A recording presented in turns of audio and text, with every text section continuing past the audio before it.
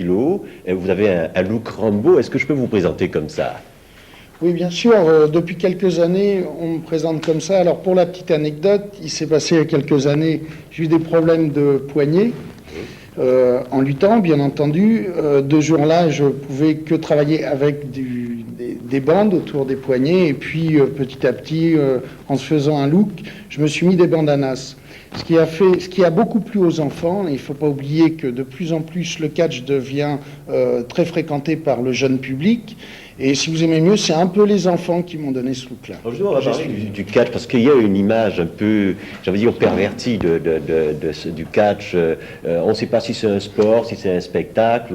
Généralement, on dit que les catcheurs ont un petit poids quelque part, là, non? Oui, écoutez, je pense que c'est une légende, bien entendu. Le catch, c'est un sport-spectacle, c'est vrai. Il ne faut pas l'oublier, rien à voir avec l'amateurisme, mais je pense que c'est comme dans beaucoup de sports. D'ailleurs, vous pouvez voir sur ces images, c'est des séances d'entraînement où nous devons quotidiennement nous entraîner dans plusieurs sports, justement, pour acquérir une certaine souplesse, une certaine condition et bien entendu une certaine force. Oui, Marc, merci. Vous êtes avec nous parce que ce soir, vous faites votre rentrée parisienne au Palace et on dit justement dans la présentation qu'on va vous retrouver dans un combat pour la rousse. Ça veut dire quoi, un combat pour la rousse? Écoutez, c'est Jean-Claude Lagrèze qui a trouvé le concept de cette soirée sympathique. Au Palace, pourquoi? Parce que c'est un endroit insolite qui génère en permanence des jeunes. Il ne faut pas oublier que, je vous le répète, le catch intéresse de plus en plus les jeunes. Et il s'agit d'un combat pour la rousse qui est un événement pour la sortie de son premier disque. Alors, cette chanteuse s'appelle Roussia. Elle est remplie de talent. Croyez-moi, remplie de talent. D'ailleurs, on l'entend actuellement sur les radios. Oui. Elle concurrence certaines de ses collègues tels que Marlène Jobert et Isabelle Huppert. Eh ben, les gens qui seront là verront ça. Les gens qui seront là verront ça. En tout cas, je vais vous demander quand même quelque chose concernant le catch. On voit des coups portés, Oui. des coups reçus.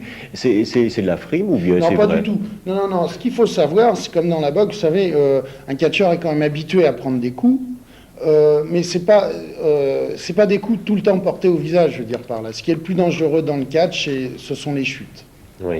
Alors donc, vous avez tenu avec nous là un discours presque d'intello. C'est une façon pour vous de changer l'image du catch après ce que je viens de vous dire, le petit poids dans la tête. D'intello, je sais pas, mais je dois reconnaître que les dernières années, les catcheurs ont une mauvaise publicité. Puis alors, on s'attendait toujours, quand on parle de catch, à voir des gens très gros, très gras, un peu bêtes. Non, le catch a évolué dans ce sens-là.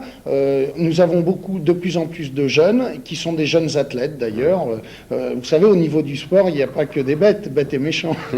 Donc le rendez-vous, c'est ce soir, donc, pour votre rentrée c'est ce parisienne. soir au Palace, D'accord. pour ma rentrée parisienne avec Roussia. Alors, ce que je dis, c'est que je voudrais qu'il y ait plein de rousses qui viennent, et tous les amateurs de rousses comme moi aussi. Voilà, avis aux amateurs.